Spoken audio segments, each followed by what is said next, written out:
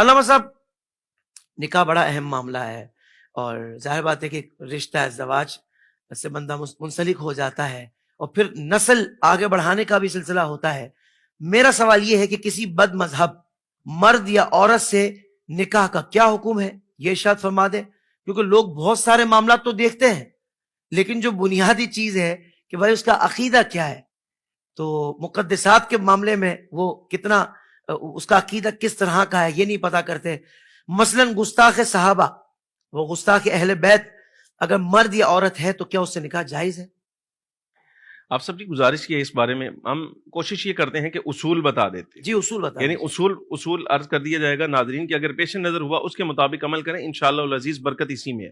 واہ واہ۔ اور ذاتی طور پہ اس کا جواب دینے سے پہلے ایک گزارش یہ بھی کروں گا کہ جو جواب ہم عرض کر رہے ہیں اس کو آپ نے تعصب پر مبنی نہیں سمجھنا، یہ دلائل پر مبنی ہے، واہ واہ واہ۔ اور اس میں حقیقت کی بات ہے، اس لیے کہ بعد میں جس وقت گھریلو معاملات میں پریشانی اس وجہ سے آئے گی نا، پھر آپ کہیں گے نہیں شاہ صاحب کا وہ جو جملہ تھا وہ ٹھیک تھا، ان کے مشورے ٹھیک تھے، اور علماء جو مشورہ بتاتے ہیں، مسئلہ بتاتے ہیں، وہ ٹھیک ہوتا ہے۔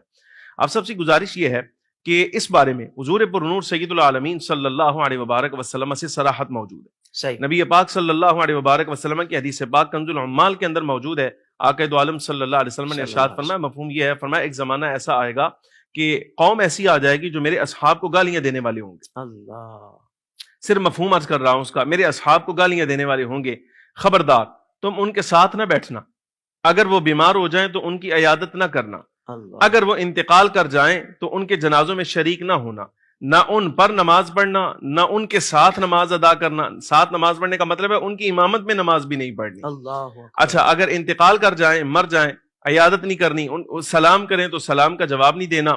اور ایک جملہ امام الانبیاء صلی اللہ علیہ وسلم نے یہ بھی ارشاد فرمایا، لا تناکحوہم، تم نے ان کے ہاں اپنی اولادوں کے نکاح بھی نہیں کرنا۔ اللہ اکبر۔ یہ فخر عالم نور مجسم صلی اللہ علیہ وبارک وسلم کی نص موجود ہے۔ چلیں ہمارا مشورہ آپ کو اچھا نہیں لگتا تو امام الانبیاء صلی اللہ علیہ وسلم جو کل امت کے خیر خواہ ہیں، کل امت کے خیر خواہ، خیر خواہ ہیں، نبی پاک صلی اللہ علیہ وسلم سے زیادہ واہ، خیر خواہ کون ہو سکتا ہے اس امت کا؟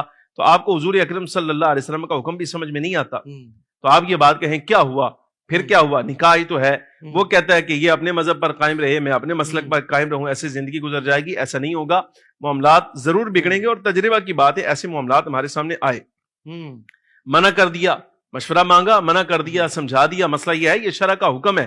حتیٰ کہ آپ دیکھیے نا، نکاح تو ایک الگ بات ہے، ایک بندے کے ساتھ سلام کرنے کا حکم نہیں، اللہ اکبر، سلام کرنے کا حکم نہیں ہے۔ سلام تو یہ ہے کہ سلام کیا اور گزر گئے، حتیٰ کہ اگر وہ سلام کر دے تو حکم یہ ہے کہ نروا علیکم کہنا، السلام کا لفظ بھی تم نے اسے نہیں کہنا۔ تو آپ کسی کے لیے اپنی اولاد اس کو ساری زندگی کے لیے دے رہے ہیں جس کا عقیدہ، نظریہ نہ اللہ اور اس کے رسول کے بارے میں ٹھیک ہے، یا حضور اکرم صلی اللہ علیہ وسلم کے اصحاب کے بارے میں ٹھیک نہیں ہے، یا نبی پاک صلی اللہ علیہ وسلم کی اہل بیت، آل اولاد کے بارے میں، یا حضور کے ازواج کے بارے میں۔ میں ایک سوال پوچھنا چاہتا ہوں کہ ایسے بندے کے ساتھ بھی بھلا نکاح ہو جانا چاہیے کہ جو حضور پر نور سید العالمین صلی اللہ علیہ وسلم کی زوجہ محترمہ حضرت ام المؤمنین سیدہ عائشہ صدیقہ رضی اللہ تعالی عنہا کے لیے کہتا ہو کہ یہ تو حضور کی زوجہ ہی نہیں ہے؟ استغفر اللہ۔ یعنی آپ اپنے بیٹا یا بیٹی کا نکاح ایسے خاندان میں کر رہے ہیں جو فخر عالم نور مجسم صلی اللہ علیہ وسلم کی جو نکاح یافتہ حضور کے حرم کی خواتین ہیں، زینت ہیں، ان کے بارے میں باتیں کستے ہیں۔ اللہ، لہٰذا خلاصہ کلام دلائل کی روشنی میں یہی ہے، ائمہ کرام کا اتفاقی اجماعی مسئلہ ہے یہ کہ وہ بد مذہب جو نبی پاک صلی اللہ علیہ وسلم کے اصحاب کا، اہل بیت کا، ازواج کا بے ادب ہے، گستاخ ہے، سرکار فرماتے ہیں لا تناکحوہم، ان کے ساتھ نکاح کرنا نہیں، نکاح نہیں کرنا۔ یعنی کہ علامہ صاحب آپ نے اس بات کا بھی رد کر دیا یہاں پر